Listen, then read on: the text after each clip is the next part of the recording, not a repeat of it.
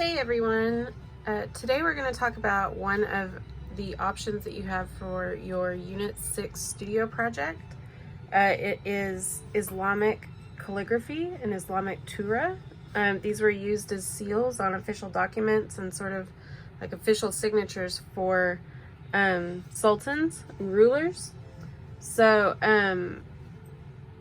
remember, you can go through and you can choose one of the 4 options that we're going to give you to do for your project, and this is just one of the options. Okay, so you're going to need some paper. I have just plain printer paper here on my desk, but if you have thicker paper that would hold the paint, then you're welcome to use that. You can use whatever you have at home. That's why I chose to use printer paper here. And I have a pencil, a paintbrush, and I'm using watercolors.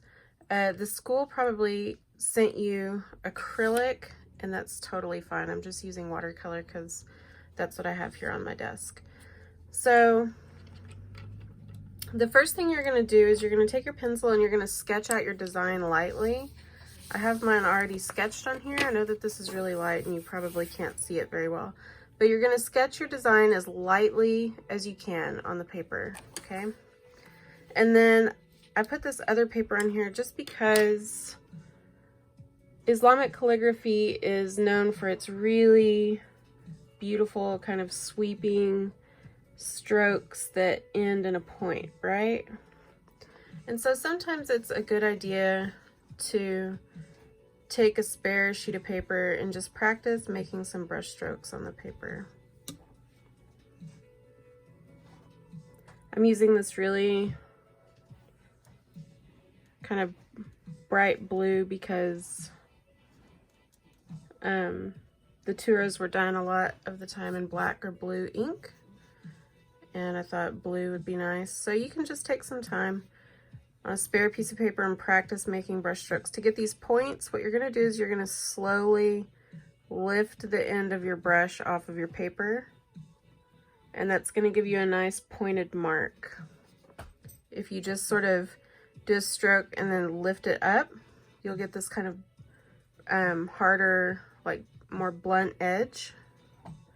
But if you lift the end of the brush up slowly, you'll get these kind of nice pointy marks that are good for the calligraphy. So this is up to you, but you can take some time and just kind of practice your brush strokes. Also, the harder you push down on your brush, the wider your brush strokes will be.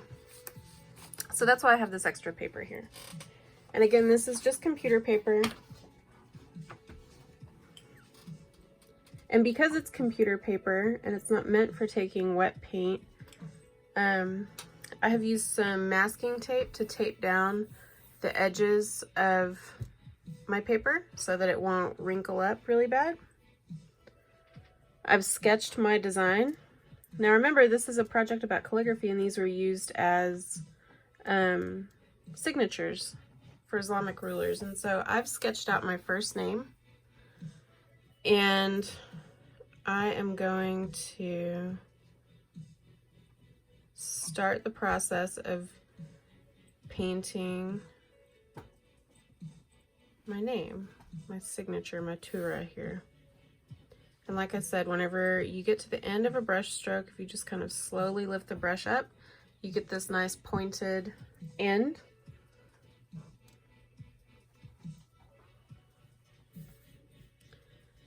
And then I'm just going to continue, very light pressure, pushing a little bit harder there to make the brush stroke a little bit wider.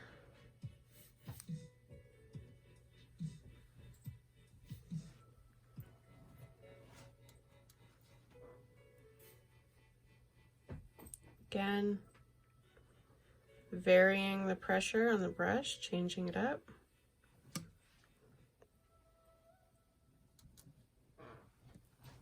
You can also, because it's kind of hard to loop around like this in one motion, you can also come up here and start on a stroke like that, and then come back around and finish it from a different angle. You just have to be careful whenever the two ends meet up that you keep it nice and even.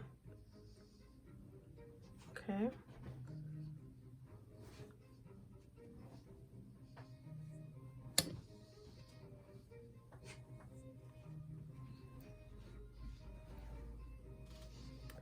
So you're just going to go through here and you are going to keep working on your design until you get it kind of how you want it. And there are different ways that you can do this. By the way, your project does not have to be your name if you don't want it to be. I just thought it would be kind of cool to have my first name on here.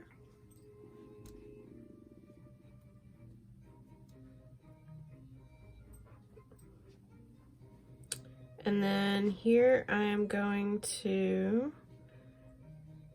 start filling in the details of the rest of my name.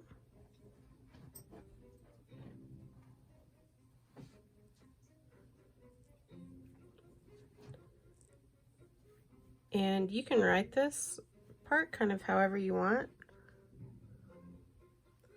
I thought I would make this part a little bit easier to read than the big M, but still add these kind of embellishments, these big swooping curves, right? And then another thing that was common with turas are these kind of decorative little paint strokes here. So I can go through and add a few of those. You know, you don't want to go too crazy. You don't want it to look like just polka dots in the background. You can come back and add more flourishes if you want.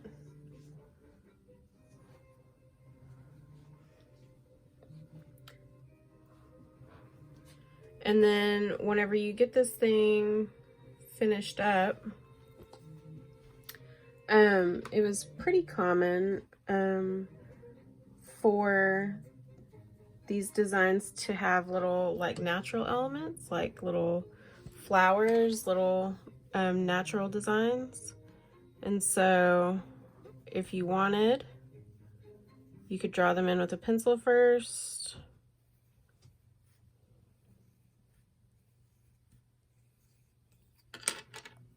And then you can go in here and fill these in.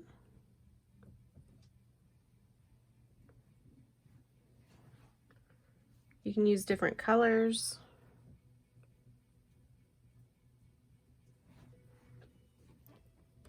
Gold was pretty popular, but if you don't just happen to have a bunch of gold paint lying around your house, you can use yellow.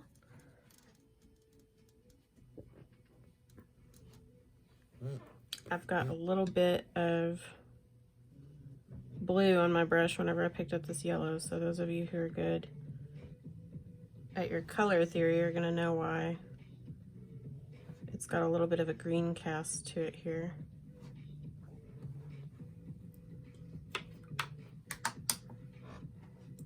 And then you can add little leaves. I'm making my leaves yellow because, again, gold was a very popular color to use on these.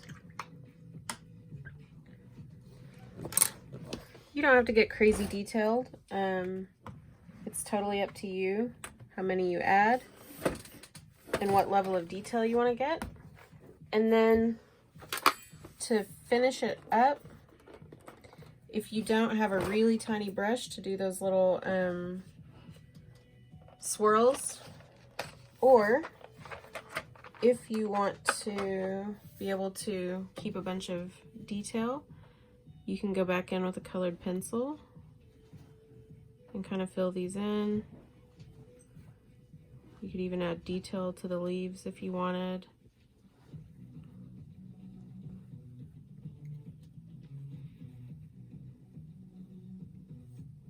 You could outline the flowers if you felt like it. Again, go back and check out some of the projects in our lesson, some of the examples, and kind of see what they were doing, see what they were adding in here for their designs, and you can kind of take some inspiration from that. And again, you don't have to fill up the whole paper, but some of these little closed-in spaces would look really nice with some nature designs. So maybe in here if you felt like it, or over in this little closed-in area would be a good spot too.